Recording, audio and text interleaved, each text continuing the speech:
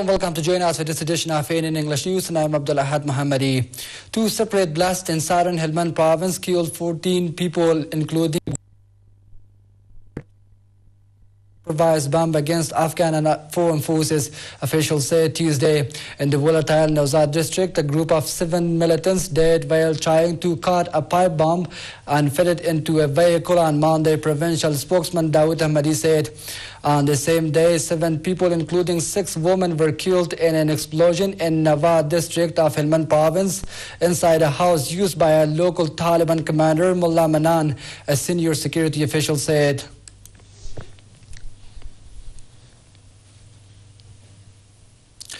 The White House will not swerve from plans to move into an advisory role in Afghanistan, U.S. officials said on Monday, despite the killings of U.S. advisors over the weekend that underscored the risks foreign soldiers will face as they rush to train Afghan forces.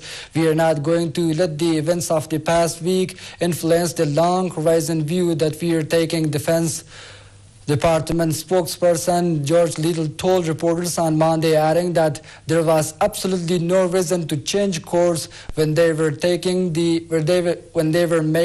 kind of progress they wanted.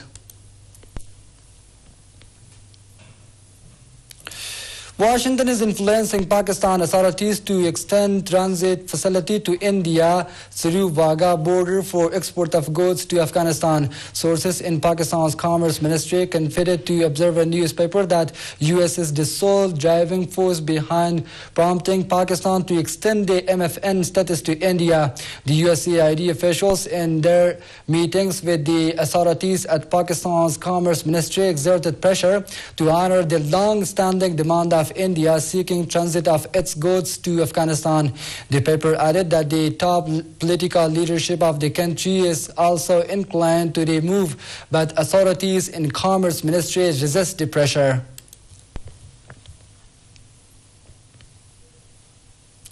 A 2-day conference on cross-border cooperation between Tajikistan and Afghanistan has opened in Dushanbe on Tuesday. The event, which organized on an initiative of the government of Japan and the European Union, has brought together representatives from customs and border services as well as counter-narcotics agencies and trade bodies of the two countries to discuss issues related to the strengthening border management, reducing drug trafficking, as well as facilitating trade and improving customs procedures. Some EU and UN representatives in the region are also attending the event.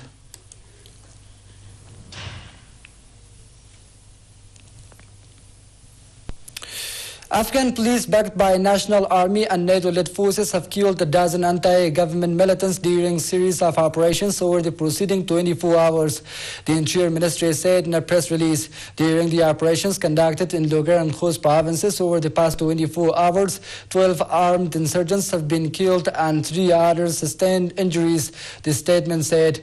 However, it did not say if there were any casualties on the security forces. Taliban militants fighting Afghan and NATO-led troops have yet to make comment.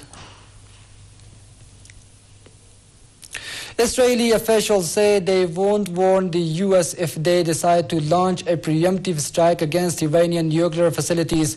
One U.S. intelligence official familiar with the discussions told the Associated Press Israeli Prime Minister Benjamin Netanyahu and Defense Minister delivered the message to a series of top-level U.S. visitors to the country, including the chairman of the Joint Chiefs of Staff, the White House National Security Advisor, and the Director of National Intelligence, all trying to close the trust gap between Israel and the U.S. over how to deal with Iran's nuclear ambitions.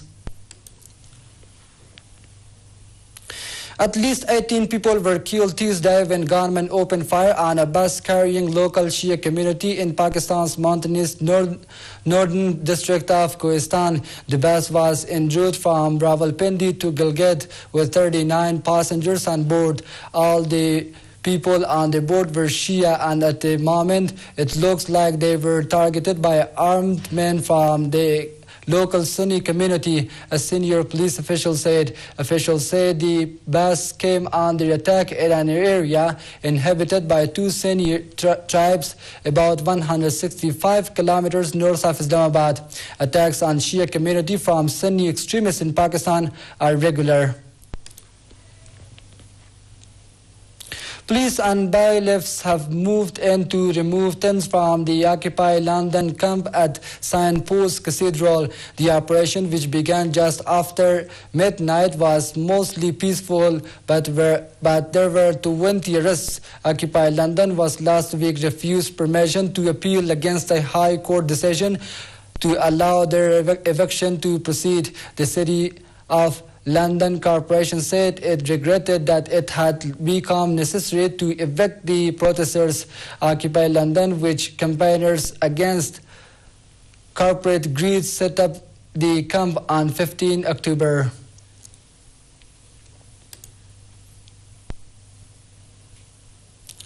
Syrian artillery pounded rebel-held areas of Homs as President Bashar al-Assad's government announced that voters had overwhelmingly approved a new constitution in a referendum derided as a sham by his critics at home and abroad.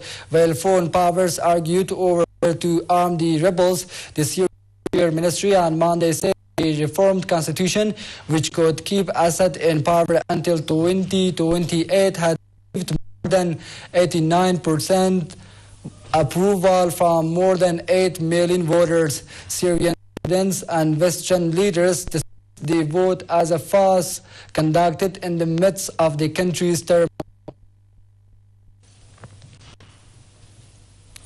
And that's all now. Thanks for being with us.